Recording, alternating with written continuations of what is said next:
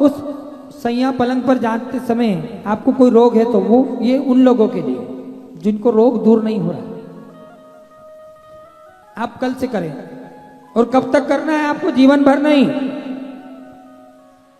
आप जब भी इस बात को, हमारा जो ये कथन है इसको आप आज सुन रहे हैं, आज से 2 महीने बाद आप किसी उपकरण के माध्यम से सुने, जब भी ये बात सुन लें कि रोगों को हम कैसे दूर कर सकते हैं, रोगों का सही निदान हमें कहां से मिलेगा और सही उपचार हमारा कब होगा, सही डॉक्टर से हमारी पहचान कब होगी, तो उस सैया पर जाएं, आप प्रणाम करें और उनको कहें, हे निंद्रा देवी, हे मां आद्या शक्ति स्वरूपा, गायत्री स्वरूपा,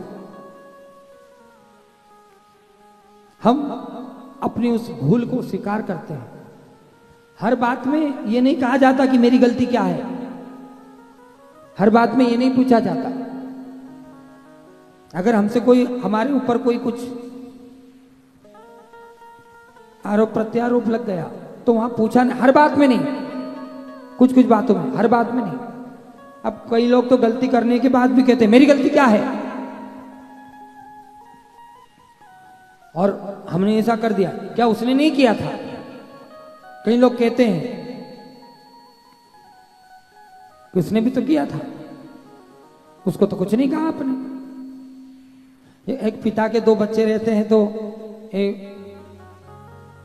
एक बहुत शरारत करता है तो पिता सोचता है चलो ठीक है ये शरारती है, लेकिन दूसरा कभी कभार करता है तो पिता उसको डांटते हैं, तो दूसरा कहता है अच्छा वो छोटा है उसको तो आप कुछ नहीं कहते हो, वो कितनी शरारत करता है, सामान इधर से उधर फेंकता है, जो मांगता है वो आप दिला देते हो, मोबाइल मांगता है, गाड़ी मांगता है, और मैं बड़ा बेटा हूं, मैं कभी कभार शरारत कर दूं, मैं कोई मांग कर दूं तो आप चिल्लाते हो, आप डांटते हो।